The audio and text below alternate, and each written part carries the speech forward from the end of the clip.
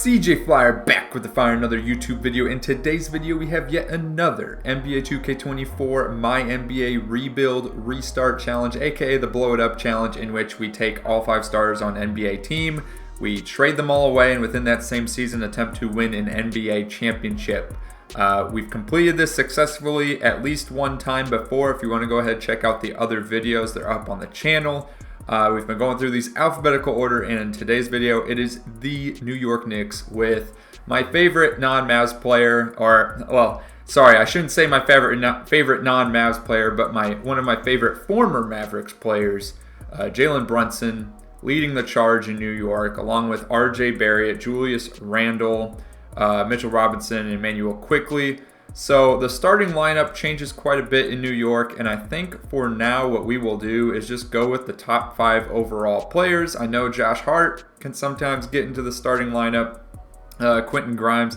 But yeah, we're going to go ahead, we're going to trade Brunson, we're going to trade Barrett, we're going to trade Randle, Robinson, and Quickley. So without further ado, let's go ahead and get right into it. Okay, so first thing we need to do is just take a look at some of the draft picks that we could potentially package with some of our starters to get some better returns. We don't really care about draft picks because we are only trying to win in this one season. After that, don't really care at all. The challenge is complete. So we can use these picks to our advantage. Now the Knicks have some picks stockpiled up.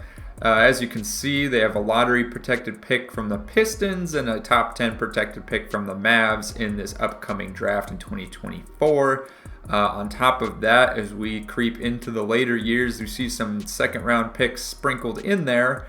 But yeah, for the most part, it looks like we could maybe trade away some of these protected picks and see what we can get in return. Right off the bat, Andre Drummond looking pretty nice. Primo, we got Miles Bridges for, well, Hartenstein. I don't want to do that trade. Cole Anthony, we got Jane Hart. Yes, some of these, this one looks pretty good too. We get Cam Thomas, who would probably come off our bench. So yeah, just some trades to keep in mind. We got some other good ones as well, but yeah, let's hold on to that for now.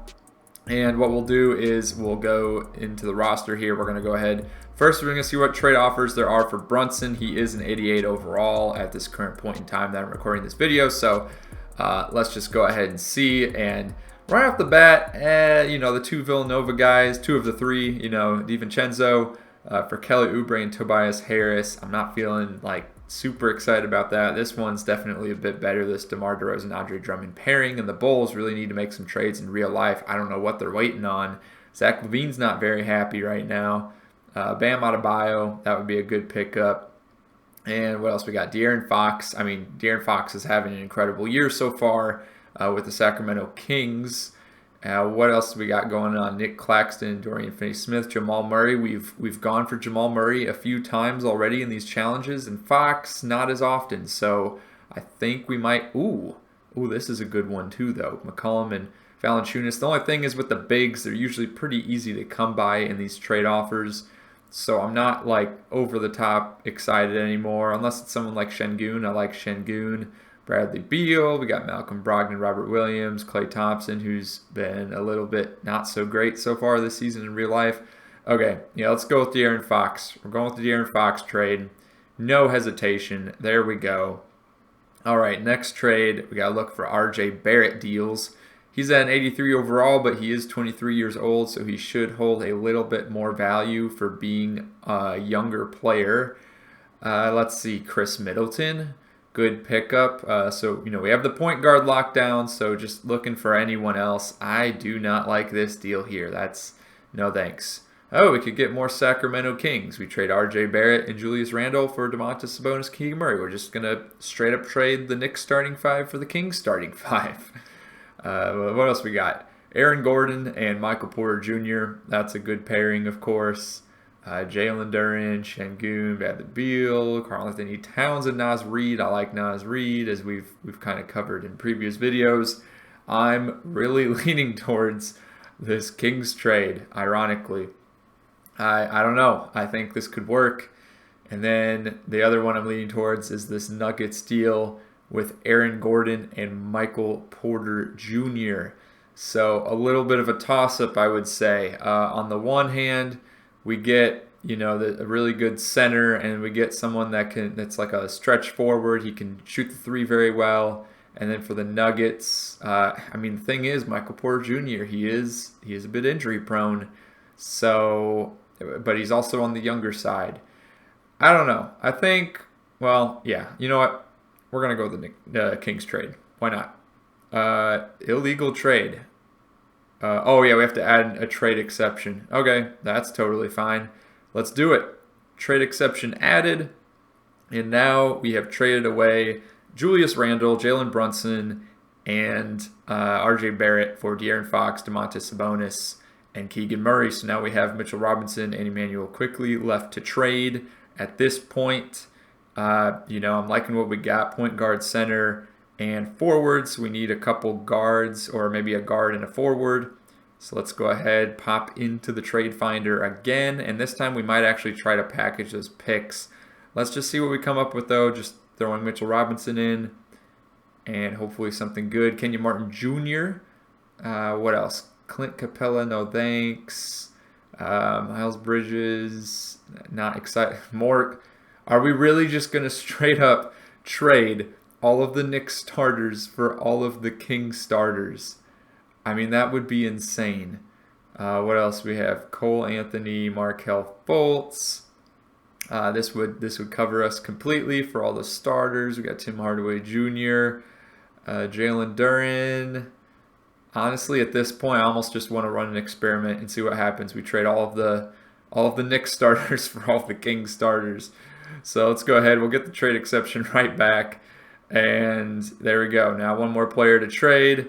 And who's the last remaining Kings starter? I think it's Harrison Barnes. So if Harrison Barnes pops up in a trade for Emmanuel Quickley, maybe we do it. Maybe we just go through with it. Let's see what happens, though. And so far, where's the Kings trade? Oh, no Kings trade. Okay, so it's not going to happen. Let's go ahead and actually look through these then. Kenyon Martin Jr. once again, Andre Drummond, Josh Primo, Jaime Jaquez Jr., he's been pretty good lately. Miles Bridges, Walker Kessler, I don't know. Not getting super excited. Trey Murphy would be pretty good.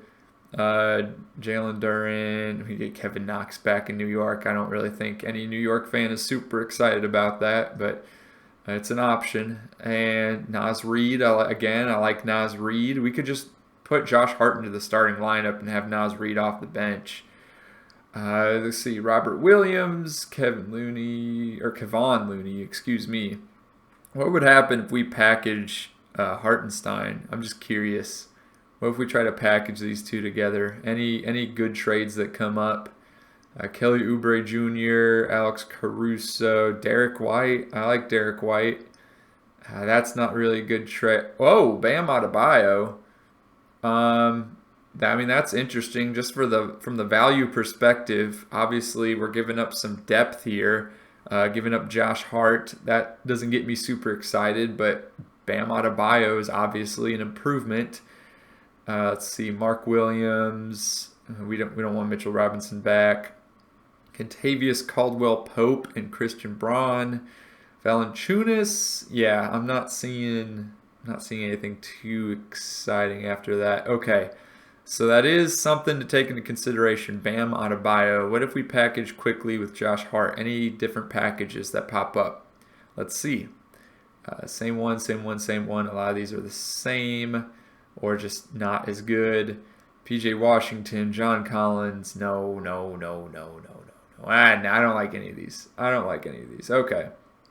Yeah, none of these are super exciting. Yeah, you know what? I don't know why. I'm just really excited by the idea of getting Bam Adebayo out here just to have more high overall players.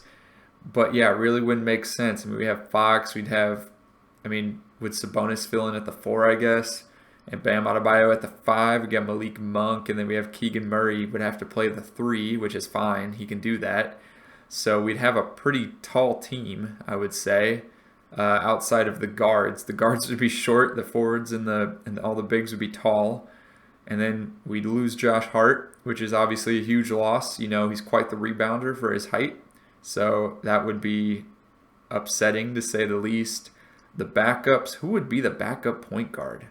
I guess it would be Miles McBride. We have Evan Fournier coming off the bench. We got DiVincenzo still.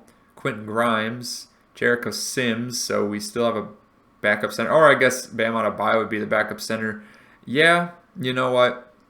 Why not? We're going to do it. This might be a mistake, getting rid of Josh Hart, but we're going to try it.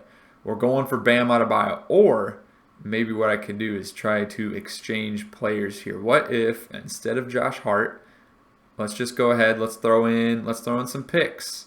How valuable is this pick? Not valuable enough. Oh, and they need some salary filler. The Knicks would require 17 mil more than allowed. All right, so we need someone that's getting paid a good amount of money. That's why Josh Hart worked. Evan Fournier, I'd be okay with trading Evan Fournier. And then let's see, let's add one more pick maybe, because this is the last trade. So we can just throw in all the picks that we want here. And the Heat are not interested, but they have a counteroffer. And the counteroffer involves adding on Caleb Martin and us adding a second-round pick. Am I reading this right? I mean, okay. Yeah, I'm sure. I'll take Caleb Martin. He's a good backup. Why not? And they would need to add trade exception. Let's add the exception. Do you want to make this trade? Yes, we do. Okay, now we are all done. We have De'Aaron Fox, Bam Adebayo, Domantas Sabonis, Malik Monk, Keegan Murray, Caleb Martin, Josh Hart, Quentin Grimes, Dante DiVincenzo, Jericho Sims, Miles McBride, Haywood Highsmith. We have quite the deep bench, honestly. I kind of like this. All right, let's go ahead, coach game plan. And starting lineup will be De'Aaron Fox, Quentin Grimes. Wait a minute. We're going to have Malik Monk come off the bench? Really? I mean, he plays the shooting guard position. I mean, I guess he's... Well, that doesn't make sense. He's the higher overall. Why would we put Quentin Grimes in? That's odd, but you know what? The CPU is going to make adjustments as we move along through the season. So this team is so good that we got Sabonis and Malik Monk coming off the bench. We'll just look at it that way. And Caleb Martin. And Josh Hart. I mean, the whole second unit is pretty strong. So I'm feeling good about our odds. Let's go ahead now. We're going to simulate the season and see how things turn out. Okay, Luka Doncic, MVP, 30 points per game, 11 rebounds, 8.5 assists, and a steal. Looking good from him. You already know who won Rookie of the Year. We got Domantas Sabonis, 6th Man of the Year for the New York Knicks. Let's go. We got an award. 15 points per game, 9 rebounds, 5 assists. Wow, that is a huge fall off from where he would be if he was a starter. Giannis, Defensive Player of the Year. Naz Reid, Most Improved. Jimmy Butler, Clutch Player of the Year. Taylor Jenkins of the Memphis Grizzlies is the Coach of the Year with the #1 record in the Western Conference. And then over on the New York side, #1 team in the East. 51 wins, 31 losses. There you go. So let's go ahead and look at these all-NBA teams. No one from the New York Knicks here. No one from the New York Knicks on the second team. And then on the third team, De'Aaron Fox does make that all-NBA third team. Okay. Defensive team, I'm going to guess probably no one, but you never know. Nope, no one. Okay, that is it. So let's go ahead now, take a look at the standings. I mean, we already know we're the #1 team in the East, tied with the Miami Heat. They finished with the same record, and then 1 win below is the Atlanta Hawks. So a tight race for the #1 seed, and then after the top 4, there's a little bit of a drop-off. And once again, man, I'm telling you, those Bucks and those Celtics, every one of these videos, I'm telling you, they're always sneaky. They seem to finish towards the bottom half of the Eastern Conference playoff standings, and then they'll just come in and just take you to town in the playoff series. I don't know what it is. It's like weak regular season simulation and really strong in the playoffs. And then over on the West, also sort of a tight race here. Wow, look at this. 3 teams tied for the 4 seed. Very close, you know. The 9 seed is only 11 games back, and then we got the Phoenix Suns barely making the play-in. The Kings, with all those Knicks starters barely missing the play-in. Got to feel bad for them, I guess. And let's go ahead now, take a look at some of these stats here for our team. And leading the way in points per game is De'Aaron Fox with 29 points per game, 4 rebounds, 6 assists, and a steal, shooting 51% from the field, 32% from 3. Bam Adebayo, 20 points, 11 rebounds, getting all 82 starts at the center position. Also getting 1.4 blocks per game. Malik Monk, who has a pulled muscle in the calf day to day, 17 points per game. Looks like he did start a few games over Quentin Grimes. But yeah, Quentin Grimes started 77 out of the 81 games he played. I mean, I don't know. I'm not going to question the CPU coach, who did finish #1 in the East, so what do I know? But Malik Monk, 17 points per game. Domantas Sabonis did not start a single game, played 25 minutes per game. We already read through his stats. Keegan Murray started most of the games, 10 points per game. DiVincenzo started most of the games too. Wow. 9 points per game. Quentin Grimes, 9 points per game. Caleb Martin only started a handful of games, but he provides some good stats. Yeah, like I said, got a pretty deep team here. Josh Hart only got 17 minutes per game. That's pretty surprising. I mean, the guy is starter quality.